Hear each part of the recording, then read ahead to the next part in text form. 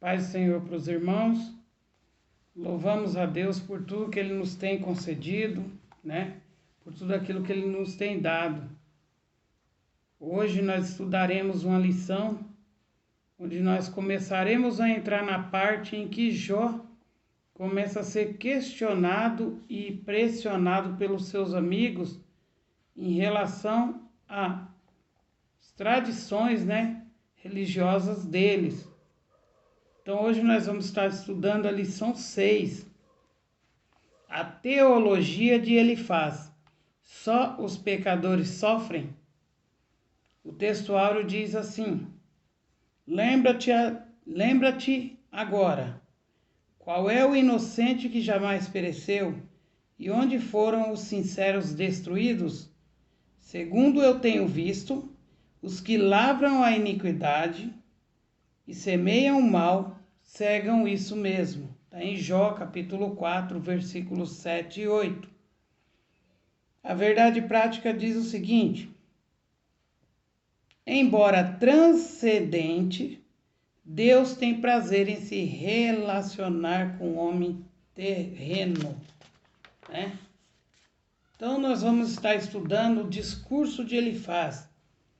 É o primeiro amigo de Jó a se expor com a sua concepção teológica acerca da sua situação, né?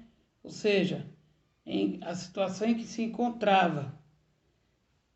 E nós veremos que para Elifaz, né, a justiça retributiva é certa, ou seja, só os pecadores é quem sofrem e o justo não passa por reveses ou por problemas, necessidades, né?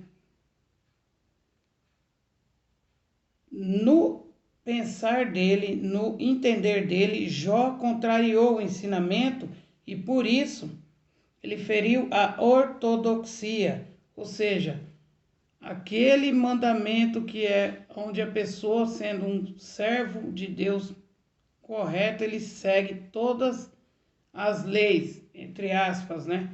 Porque nós sabemos que o único que cumpriu as leis do Velho Testamento foi Jesus.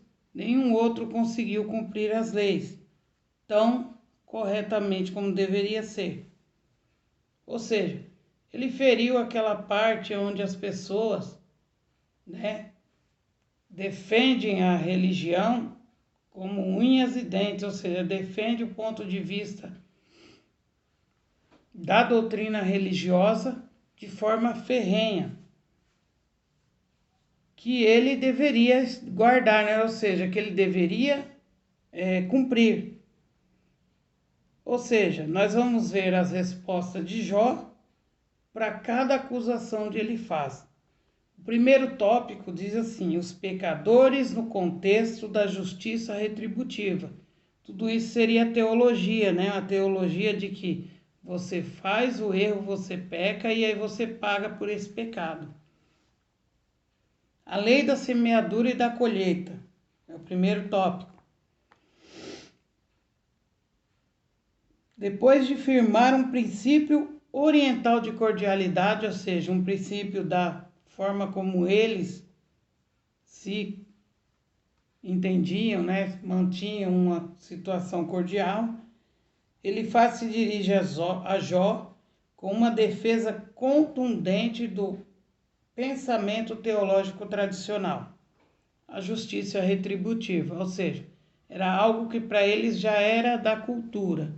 Se você errou, é porque você pecou. Se você está passando por uma situação complexa, uma situação que está te deixando de uma forma destrutiva, que está destruindo você, é porque você pecou. E ele está convencido que a lei de causa e efeito é um princípio que não pode ser contraditado, ou seja, você fez aqui, você paga, né? Não é bem assim. Muitas das vezes, e nós vamos ver isso mais para frente, ocorrem coisas dentro do que a gente já vem falando, da vontade de Deus. Então, essa teologia tradicional não é tão correta assim. É claro que aquilo que você planta, você vai colher um dia aqui. Mas isso não quer dizer que você está em pecado. Muitas das vezes você já se arrependeu da situação, o Senhor Deus já te deu perdão, porém as consequências daquelas ações que você tomou, por mais que Deus tenha te perdoado, essas consequências sobrevirão sobre você, independente do perdão de Deus, tá? Ele te perdoou, ele te restaurou, ele te deu uma nova vida, mas aquilo do passado que você fez, aquilo ali, né, tem consequências. Você agiu e aquilo vai ter uma reação, né? Entende? Então, nem tudo é Deus quem faz. Muitas das vezes foram ações tomadas pela gente mesmo e que hoje está, né, dando seus frutos, vamos dizer assim. Segundo tópico, o homem colhe o que plantou. A primeira parte do discurso compreende os capítulos 4 e 5, onde defende que o homem colhe o que planta, ou seja, segundo eu tenho visto, os que lavram iniquidade e semeiam mal, cegam isso mesmo. Está lá em Jó, capítulo 4, versículo 8. Para Elifaz, habitamos num universo moral que exige consequências de nossas ações, né? A Bíblia mostra esse princípio também. O salmista confirma que Deus é bom e justo, e por isso recompensa os bons e pune os maus. Está lá em Salmos, capítulo 1, verso 6. O Novo Testamento também atesta esse princípio, né? Ou seja, porque os olhos do Senhor estão sobre os justos, mas o rosto do Senhor é contra os que fazem males, né? Está em 1 Pedro, capítulo 3, versículo 12. Ele defende que o pecado sempre produz consequências, mas que somente os pecadores pagam por isso. Segundo Elifaz, se Jó estava sofrendo era porque havia pecado. Então cabia a Jó assumir a responsabilidade moral do seu pecado.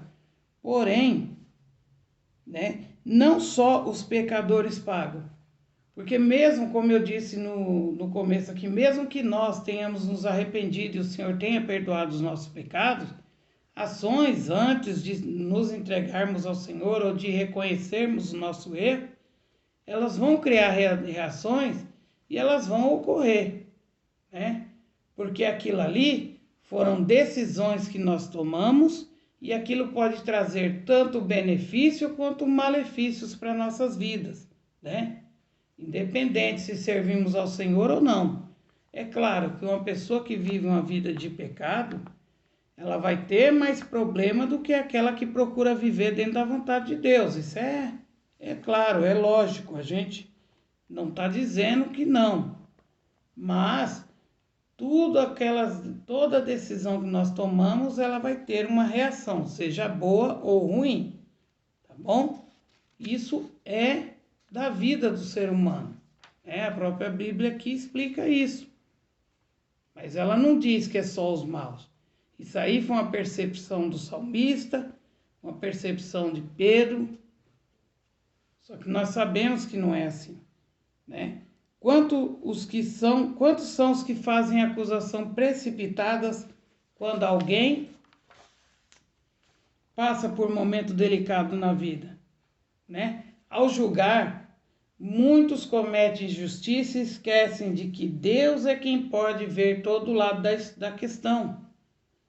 Muitas das vezes você vê uma pessoa passando por uma situação e você, olha lá, tá vendo? Tá vendo? Porque fez isso, porque fez aquilo.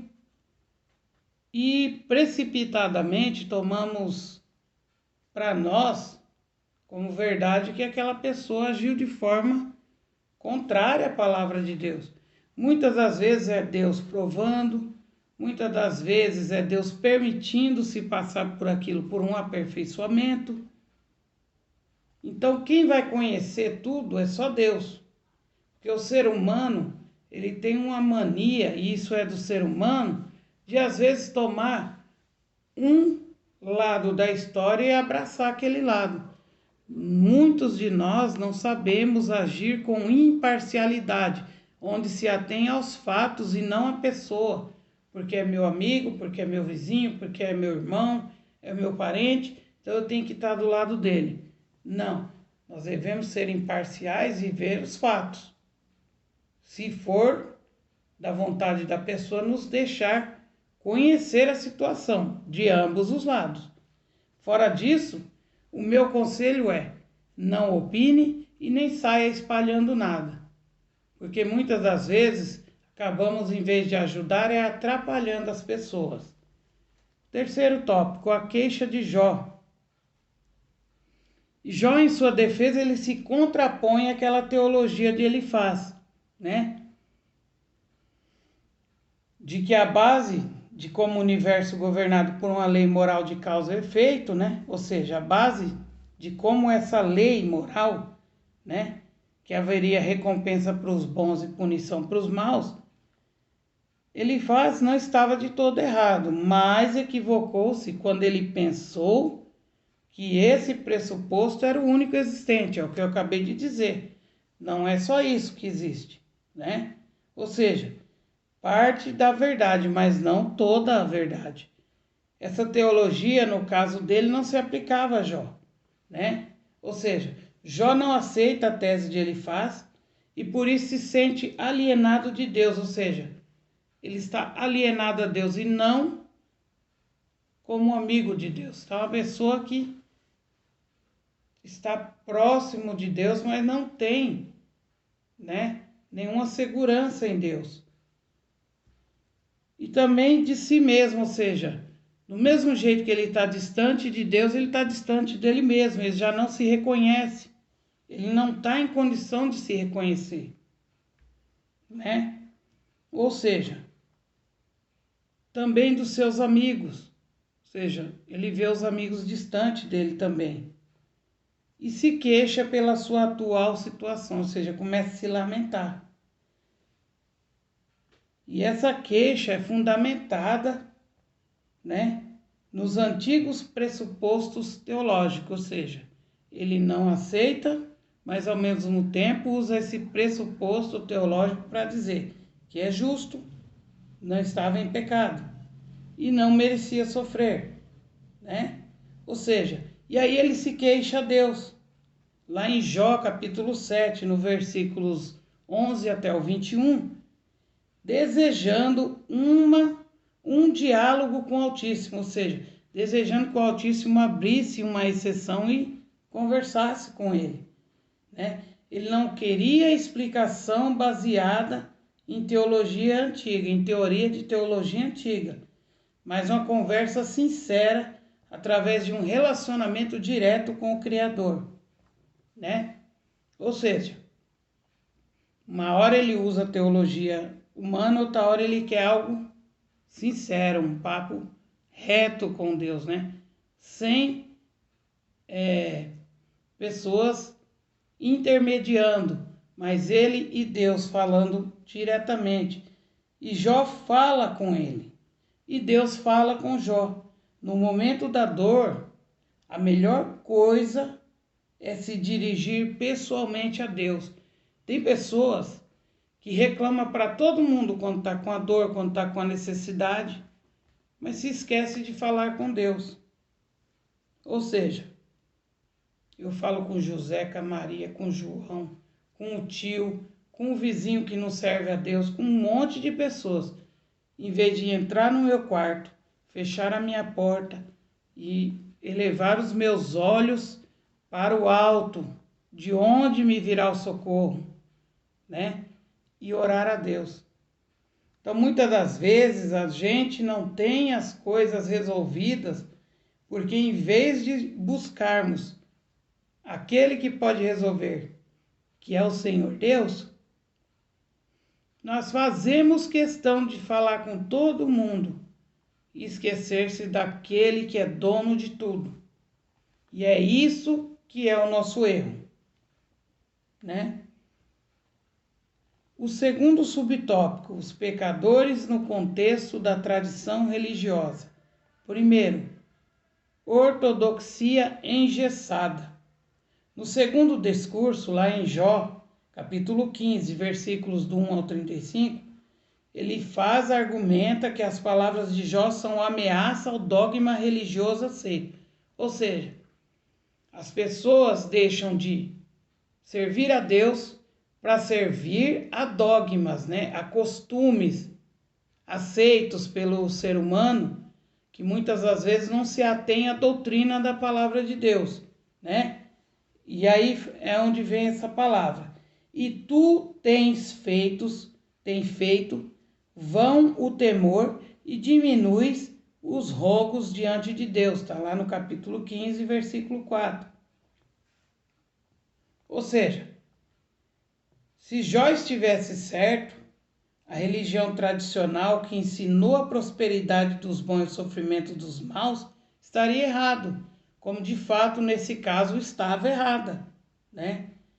Ou seja, seria uma ameaça à forma deles pensarem.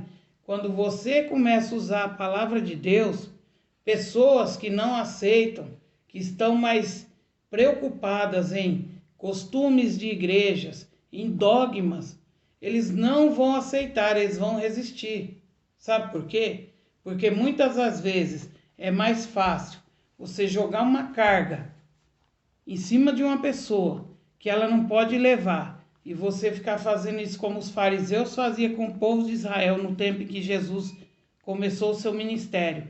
E eles mesmos não conseguiam seguir aquelas leis que ali estavam, né, que era a lei de Deus, e jogava como dogmas em cima das pessoas para que elas cumprissem aquilo de forma à risca.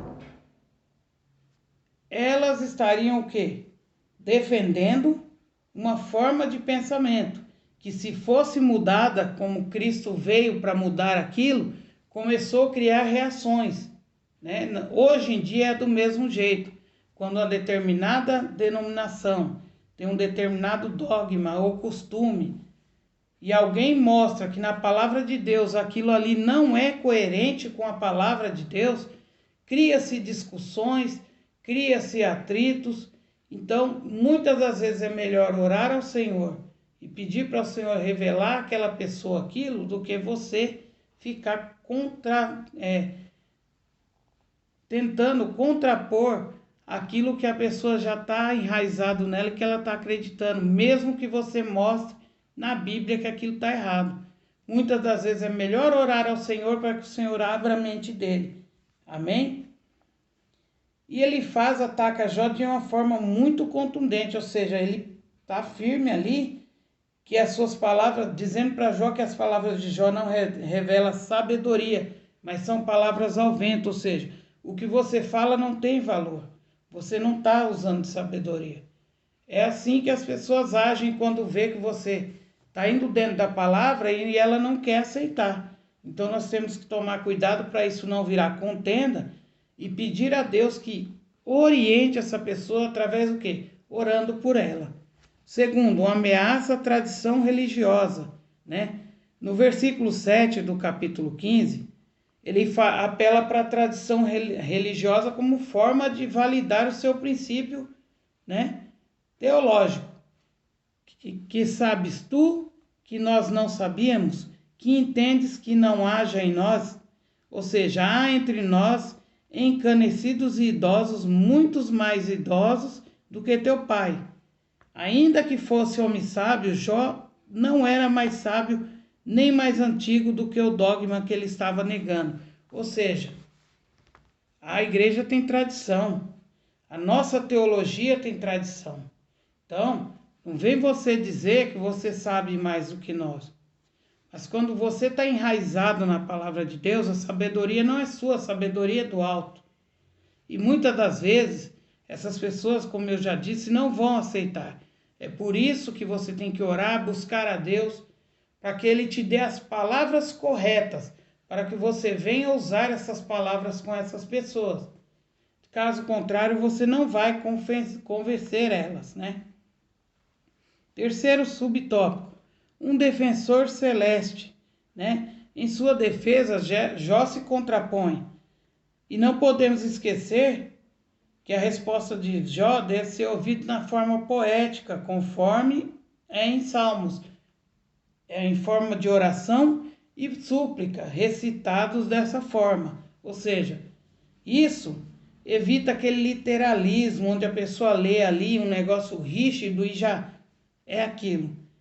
O que empobreceria o sentido do texto quando ele é poético, ou seja, tem que ser lido com uma certa poesia, mostrando que é uma oração, que é uma súplica, que é uma pessoa buscando de Deus, né, uma solução para o seu problema, no momento de desespero, né? Ou seja, se não é feito isso, nós transformamos a história de Jó em um sacrilégio, em algo que não tem valor.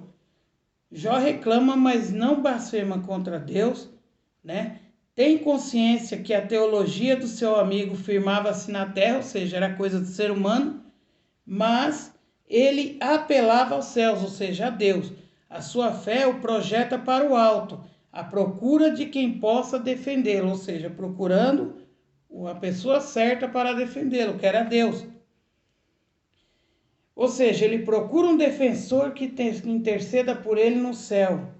Lá em Jó, no capítulo 16, versículos 18, e no capítulo 17, versículo 2.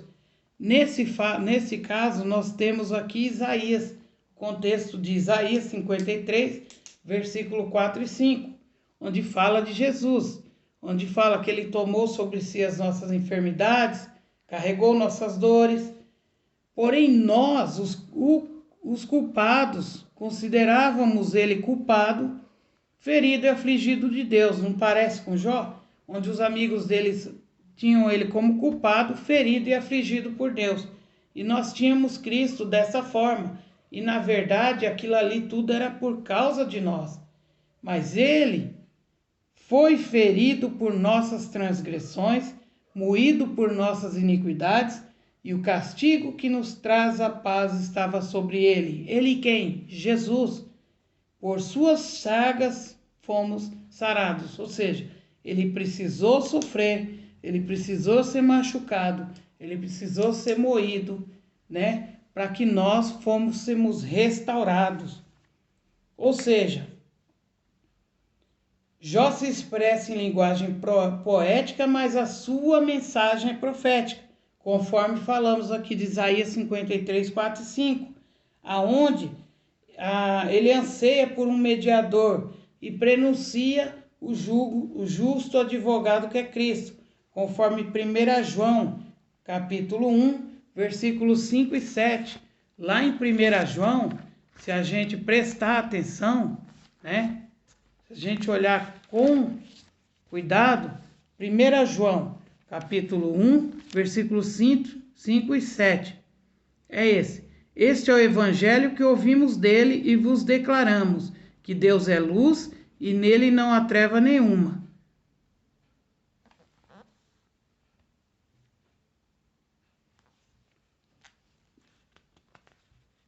Ou seja, deixa eu procurar aqui que eu estava lendo 1 João, capítulo 1, é isso mesmo, capítulo 1, 5 e 7, né? 5 ao 7. E fala assim: se dissermos que temos comunhão com ele e andarmos em trevas, mentimos e não praticamos a verdade. Mas se andamos na luz, assim como ele está na luz, temos comunhão uns com os outros. E o sangue de Jesus Cristo, o seu Filho, nos santifica de todo pecado. Ou seja, em 1 João, capítulo 1, versículo do 5 ao 7, mostra que Jesus é o que nós esperávamos. No tempo de Jó, ele só podia recorrer a Deus, e foi o que ele fez. E aí, ele apela para a transcendência divina atacar Jó, dizendo que os atributos do Criador ressaltam a sua superioridade em relação à criatura e que Deus está acima da criação e não é limitado por ela. A infinitude divina contrasta com a finitude humana. Está lá em Jó 22, capítulo do 1 ao 3. O sofrimento de Jó era atestado de que ele havia pecado e que Deus o havia abandonado. Ele era grande e não poderia se envolver em coisas humanas, ou seja, em quimeras, em poucas coisas humanas. Essa teologia de Elifaz destaca um Deus grande, transcendente, porém distante, que não se importa com o que acontece na terra e é indiferente às coisas que ele criou, conforme Jó 22, capítulo 12. Não adiantava Jó chorar ou reclamar, ele precisava se arrepender. Porém, nós sabemos que em momento nenhum essa teologia de Elifaz se aplica no caso de um Deus transcendente que não tem, nenhum compromisso com o povo. O povo da terra é criação dele e ele quer resgatar essa criação de volta para ele. Então Deus se importa sim e muito com o ser humano. O problema que Elifaz não entendia aqui é que Jó não tinha pecado, ele estava sendo provado, Então, quando Deus nos prova, é diferente de quando nós cometemos algum erro e temos que pagar por aquele erro. Muitas das vezes é as nossas decisões que nos trazem consequências, Às vezes fora daquilo que a gente esperava, Mas quando é Deus que está provando, a coisa é diferente. Segundo subtópico, Deus caminha com os homens. Jó expõe seus argumentos de forma clara, Ele demonstra que nunca negou a transcendência ou o poder de Deus, como Elifaz queria dar a entender. Mas reconhece que Deus é excelso e pode fazer o que intenta. Ou seja, mas se ele está contra alguém, quem então o desviará? O que a sua alma quiser, isso fará. Está em Jó, capítulo 23, versículo 13. Ou seja, Jó mostrando a vontade soberana de Deus. Apesar de Deus ser grande, ele pode sim olhar para o ser humano. Porém, quando ele está agindo, ele está contra alguém, seja por permissão ou por qualquer outra situação, Ninguém pode agir ao contrário do que Deus está fazendo, ao contrário da vontade dele, Aquilo que Deus desejar, ele faz, aquilo que for a sua vontade. Mas esse é apenas um lado da história, Porque Jó também está consciente que além desse Deus ser grande, ele também caminha com os homens, ou seja, ele está sempre preocupado com os homens, E a ideia no texto é que Jó passa a ficar cada vez mais seguro e consciente, não apenas de estar caminhando com Deus, mas que Deus também caminha com ele. Ou seja, ele não está só ciente que Deus está passando com ele naquela situação, mas que Deus está dando suporte a ele, está do lado dele, está caminhando com ele.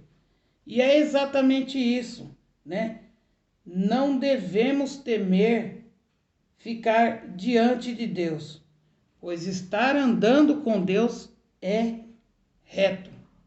Aquele que anda com Deus é reto.